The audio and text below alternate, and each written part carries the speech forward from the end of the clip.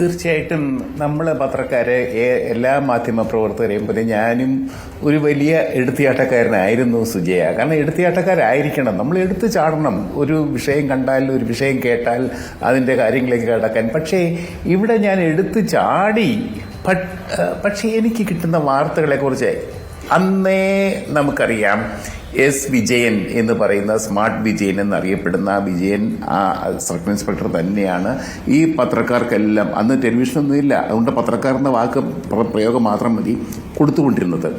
എനിക്കും കിട്ടി. പക്ഷെ അദ്ദേഹം നേരിട്ടൊന്നും പറയുകയല്ല, വേറെ ഒന്ന് രണ്ട് കിങ്കരന്മാർ വഴിയാണ് തരുന്നത്. ഞാൻ അവരോട് ചോദിച്ചു, എനിക്ക് നേരിട്ട് വിജയനെ കാണാൻ പറ്റുമോ? അയ്യോ, അത് കാണാൻ പറ്റത്തില്ല. അതെന്താ? അദ്ദേഹം വലിയ തിരക്കിലാണ്. അപ്പോൾ അദ്ദേഹം കൊടുക്കുന്ന കാര്യങ്ങൾ മാത്രമേ എനിക്ക് കിട്ടൂ. അപ്പോൾ തന്നെ എനിക്ക് ചെറിയൊരു സംശയം തോന്നി.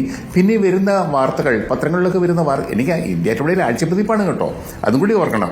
അതുകൊണ്ട് ആഴ്ചയിൽ ഒരിക്കൽ കൊടുത്താൽ മതി. അതുകൊണ്ട് തന്നെ ആഴ്ചപ്പതിപ്പായതുകൊണ്ട് ദിവസവും താങ്കൾക്ക് ഈ തുടർക്കഥ പോലെ ഇത് പ്രസിദ്ധീകരിക്കേണ്ടി വന്നിട്ടില്ല. കിടപ്പറയിൽ ട്യൂണ മത്സ്യത്തെ ഒന്നും പുളയാൻ നിർബന്ധിതനാകേണ്ടി വന്നില്ല. ഒരാഴ്ച കിട്ടി താങ്കൾക്ക് ഈ സംശയങ്ങൾ മാറ്റാൻ. അതെ, അയ്യോ, നമ്മളതൊക്കെ വായിച്ചു നോക്കിയാലേ മറിയം റഷീദ കിടക്കറയിലെ ട്യൂണ എന്നാണ് ഒരു പത്രം വിശേഷിപ്പിച്ചത്. പിന്നെ വേറൊരു പത്രം അതിനെക്കാട്ടിലും അടുത്തത് പുറംകടലിൽ ഒരു കപ്പൽ കിടക്കുകയാണ്.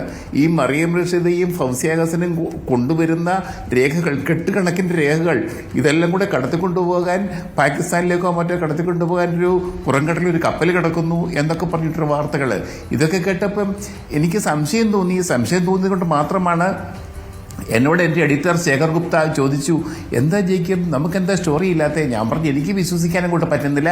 പക്ഷെ ഒരു കാര്യമുണ്ട് സുജയ പാർവതി, അന്ന് മാതൃഭൂമിയും കൊടുത്തിരുന്നില്ല. ആ സമയത്ത് മാതൃഭൂമി പത്രത്തിലും വാർത്തകളൊന്നും വന്നില്ല.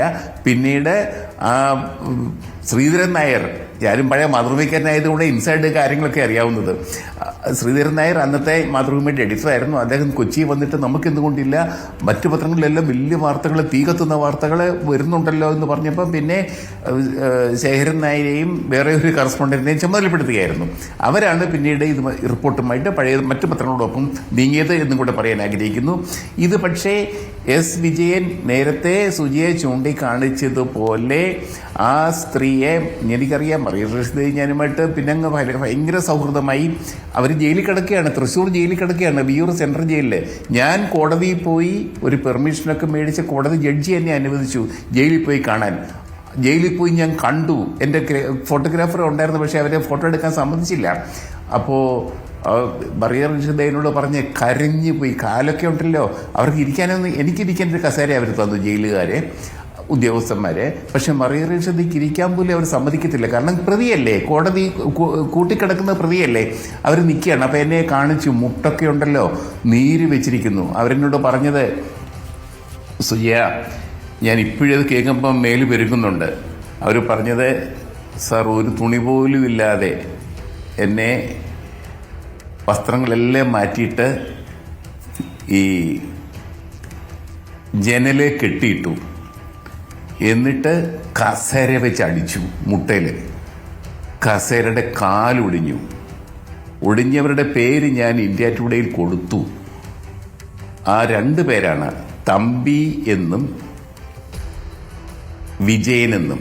അത്രേ കൊടുത്തിട്ടുള്ളൂ. പക്ഷെ ഇവരെനിക്കെതിരെ, ഞങ്ങൾക്കെതിരെ India Today chief editor Arun Puri, editor Shekhar Gupta എന്നിവർക്കെതിരെ എല്ലാം കേസ് കൊടുത്തു. ഞാൻ പറഞ്ഞു, ഈ മർദ്ദനത്തിൻ്റെ കാര്യം മറിയം റഷീദ എന്നോട് പറഞ്ഞ വിവരങ്ങൾ വെച്ചിട്ട് ഞാൻ സ്റ്റോറി കൊടുത്തു. ഞങ്ങൾക്കെതിരെ അവർ കേസ് കൊടുത്തു, മാനനഷ്ട കേസ്. ആ കേസിന് വേണ്ടി മറിയം റഷീദയും ഫൗസിയ ഹസനും ഓരോ 15 ദിവസം, അതേസമയത്ത് തന്നെ രാജശേഖരൻ, സാവിയുടെ, ബോംബെയിൽ നിന്ന് ഇറങ്ങിയിരുന്ന സാവി എന്ന മാസികയുടെ കറസ്പോണ്ടന്റ്, അദ്ദേഹം ഇതുപോലെ തന്നെ റിപ്പോർട്ട് ചെയ്തിരുന്നു. ഞങ്ങൾ 2 പേരും കൂടി ഹാജരാകും. ശേഖർ ഗുപ്തയും അരുൺപുരിയൊക്കെ, അരുൺപുരി വന്നിട്ടില്ല. പിന്നീട് അവരെയൊക്കെ അരുൺപുരിയെ കേസിൽ നിന്ന് ഒഴിവാക്കി. ശേഖർ ഗുപ്ത മിക്കവാറും ദിവസങ്ങളിലെ കോടതി ഹാജരാകാൻ വരുമായിരുന്നു. അതുപോട്ടെ. പക്ഷേ ഇവിടെ ഇവരെ ക്രൂരമായി മർദ്ദിച്ച കാര്യം, ഈ മറിയം റഷീദ ഒരു റിപ്പോർട്ടർ എന്ന നിലയ്ക്ക് എന്നോട് പറഞ്ഞിട്ടുണ്ട്.